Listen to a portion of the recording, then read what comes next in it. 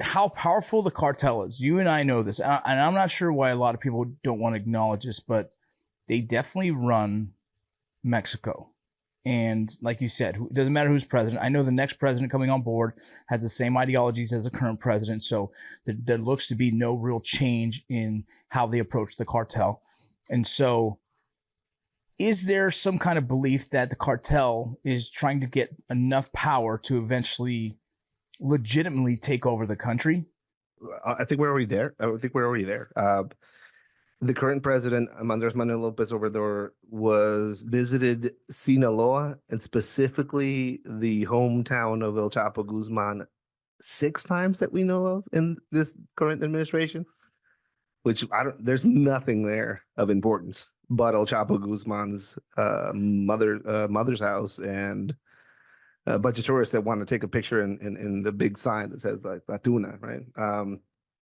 He's been there 6 times in his administration. One of these times, he basically went on record to say that we shouldn't buy Chinese drugs. We should buy locally made drugs because shit. we should support the local fucking drug dealers, I guess. He shook hands with El Chapo Guzman's lawyer and mother, and like publicly, he didn't give a shit about it. He was like, he's a person too, and all that. So I think in a lot of ways, and also we just saw Mayo Zambada supposedly ambushed during a meeting with the current governor of Sinaloa, who is teetering on maybe resigning after this whole scandal.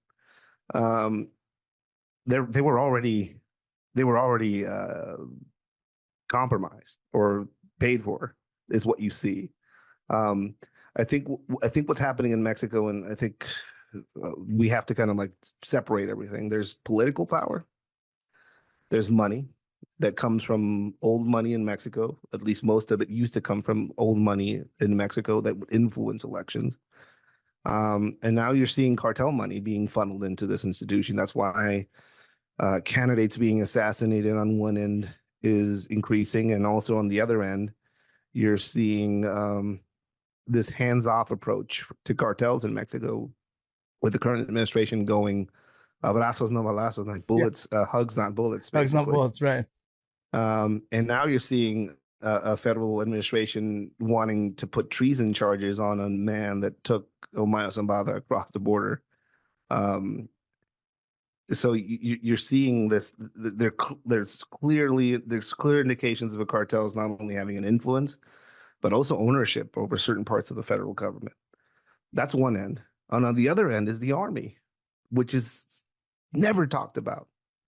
The Mexican army and its influence and power in Mexico. If you want to talk about one of the most powerful cartels in Mexico, we have to talk about the federal cartel that is the army. Really? Yeah. I mean, just a personal story. My parents went into, was it Puerto Peñasco? And my dad just took the wrong turn, and the army pulled him over and freaking made him get out of the car, all this stuff. And he just heard a story about his own friend that did that. And they took him to a place, they made him get naked, the women and everything. And then they took money from them. And my father was like, shit, I just heard about this. And he just put my own, his wife and kids into that same kind of predicament. And I've always heard, law enforcement out there is kind of corrupt. You bring an extra $100 in your shoe if you get arrested for pissing on the concrete or whatever the hell it is, right? That's when you go party out there. But like what's turned into now, it's actually very intimidating and scary. And some of the interviews I've done with some of the, migrants who've come across is that they're just as scared of the military that they are of the cartel, because the military themselves are shaking them down and stealing them, and also are just in these interviews that they're also involved in raping and extortion of women too. And so the fear is not only the cartel that's transporting them and extorting them, it's when they have to run into the military next, and it happens all over again. So the military will bump into a group of immigrants and hand them over to the local cartels. This is documented and happens regularly.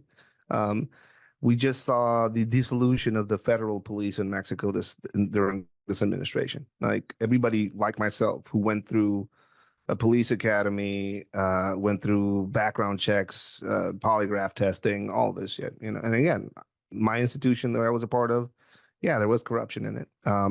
Like it's Mexico. There's a lot of these have some of those elements in them.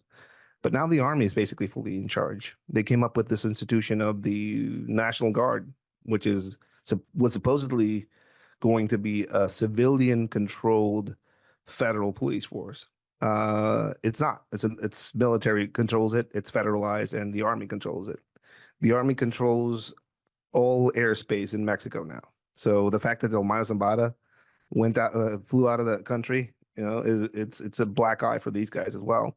Um, all of the new train construction, like the Tren Maya and all of this infrastructure being created across Mexico, airports, all of these things are now federalized and are under control by the Sedena, which is the army in Mexico, basically.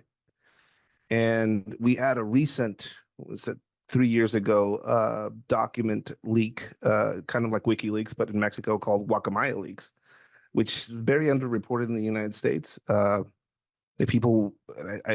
highly suggest people that are curious about this kind of look into the Guacamaya leaks. Definitely gonna check it out.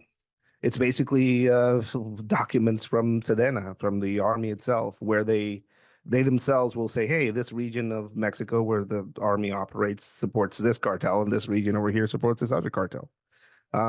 This governor here is a cartel operative, but he is part of the current administration, so we're not going to fuck with him. But this guy over here is from the other party, so let's fuck with him over here.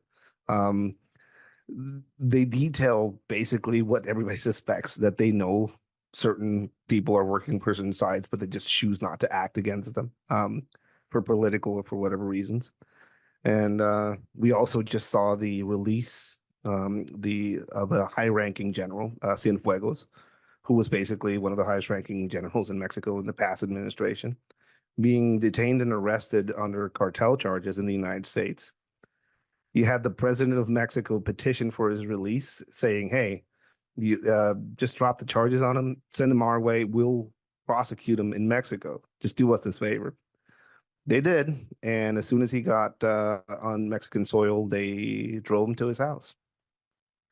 And this is somebody we have on phone, the U.S. at least has on phone, talking to high-level cartel members.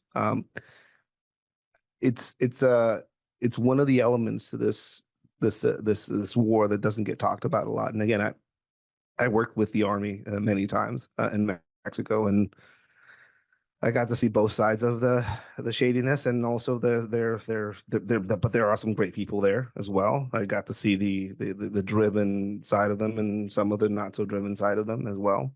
But they've changed. I mean, the power that they have behind them now, I think, they're the true power behind the throne in Mexico, not the cartels, the army. And in a lot of ways, I think they have probably gotten into business with some of these organized crime institutions in regional ways, where they're now working collaboration in some parts. This National Guard unit that just was originated, in my opinion, is a farce. Federally, arrests have gone down, so either they're doing a great job or they're not doing their job, which I think they're probably not doing their job. And cases of them basically harassing, extorting, and doing way worse things to the citizenship of this of Mexico have gone through the roof. And like some of the stories you say, probably Guardia Nacional was the one that was involved in that. It's a dire situation. And again, who do you turn to if you're the United States trying to look for inroads of collaboration or work? Who do you turn to? The current administration, the current Biden administration, and what could be the next administration with Harris, are not friends of the Mexican government. They're completely right now they're in conflict. Whoever comes next, as far as an administration, like whoever wins this next election, might kind of like tell us where this is going to go. But if it keeps going on with this current political trajectory, which is very much confrontational and silent, which is kind of scary, I think we're in for some sort of conflict at the border.